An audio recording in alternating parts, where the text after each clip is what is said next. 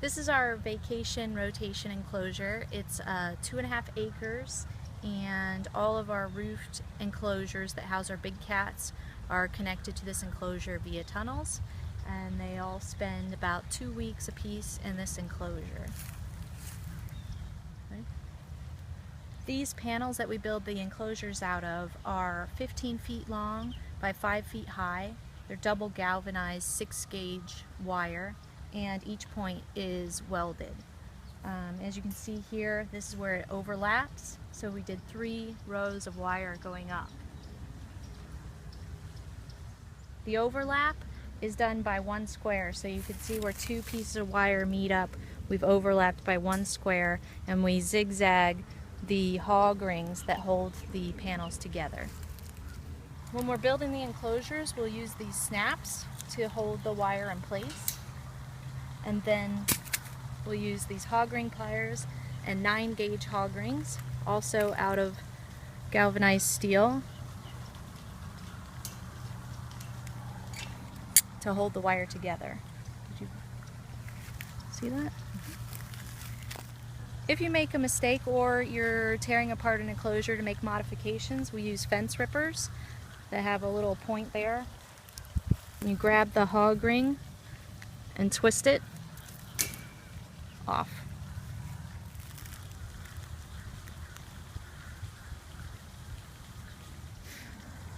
The posts that hold the wire up are 18-foot 3-inch steel pipes.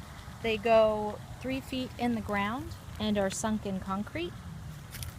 At the top there's a cap that has an angle, and that's where we attach the overhang, which is 5 feet. So the walls are 15 feet high, and then the overhang is 5 feet. The wire is attached to the posts using a galvanized steel tie wire, and then it's wrapped around using pliers. The posts are set 10 feet apart.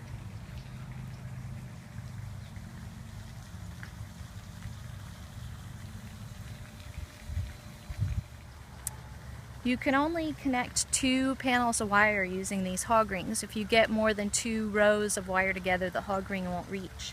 So when we have a seam here where 4 pieces of wire are coming together, we cut 2 squares out of this sheet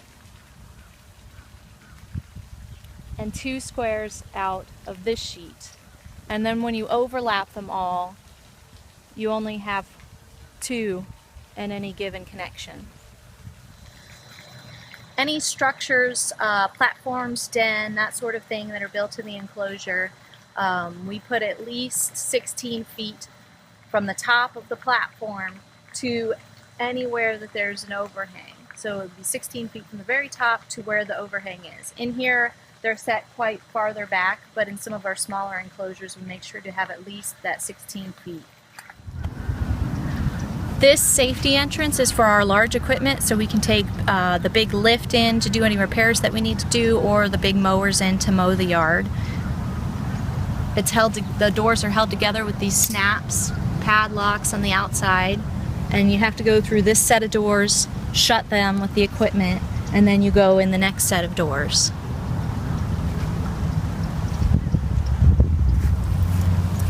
This is our safety entrance to go into the enclosure. It's got a padlock on the outside, snaps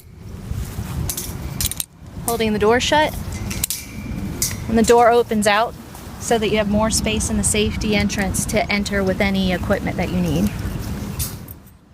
So we always go in the safety entrance, shut the door, latch it before we enter into the enclosure through the secondary door.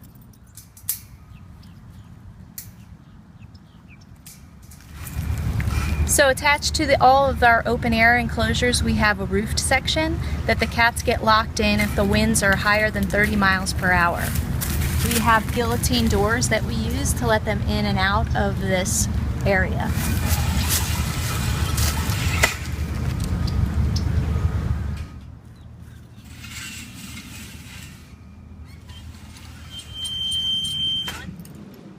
So whenever we use the guillotine doors, we also use a secondary door to secure the cage before we enter.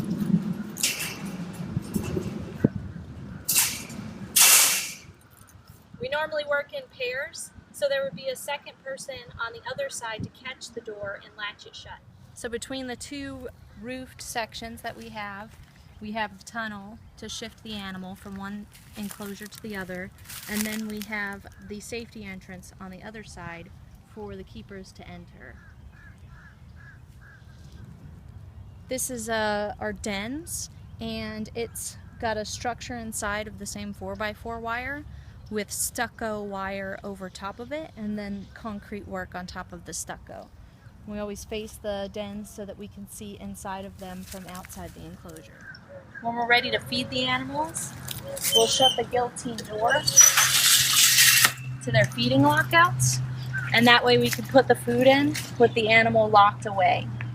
The lockouts are made out of the same material as the rest of the cage. And you can see we have a block for putting the food down. And then we have this cage built on the inside of the lockout for their water bowl, because they'll take the water bowls and destroy them. So there's wire across the top here to keep the water bowl pinned down. And then if we undo these snaps, we can lower this and dump the water.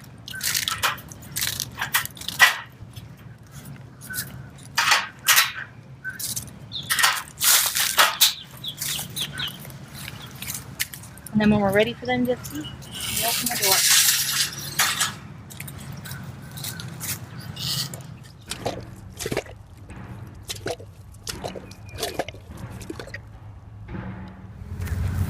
This is the stake wire we use at the bottom of the enclosures. It's 2 squares and then a row of just these points at the bottom where we cut off the horizontal bar. So we'll just take this to the bottom of the enclosure, hammer it down, and then you can see here the stake wire is hog ringed. So it's about 2 squares, which is equivalent to 8 inches in the ground. So we'll use the stake wire to help with the unevenness of the terrain. So as you can see here, the ground is pretty much level to the stake wire, but as it dips down, the stake wire is filling in that gap. All of our big cats are normally housed in roofed enclosures. They have about 2,400 square feet apiece, and their enclosures are separated into 2 sections so that we can go in one side and do maintenance while the cat's locked in the other side with the same guillotine doors. Each cat has its own 1,200 to 2,400 square foot enclosure. When we have groups of cats that live together, they'll have neighboring enclosures that are connected with tunnels in between, so they can share all the space. At the end of each tunnel are the same guillotine doors. We have all of our tigers on this side of the road, and then we have a tunnel that goes across the street that can be assembled and out into the 2.5 acre enclosure.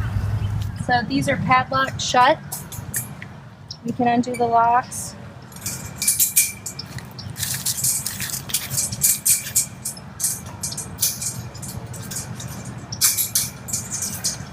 Lay down the floor. Then that roofed piece comes down. And the walls move in. And then we snap it all together so the cats can travel across the street into the 2.5 acre enclosure.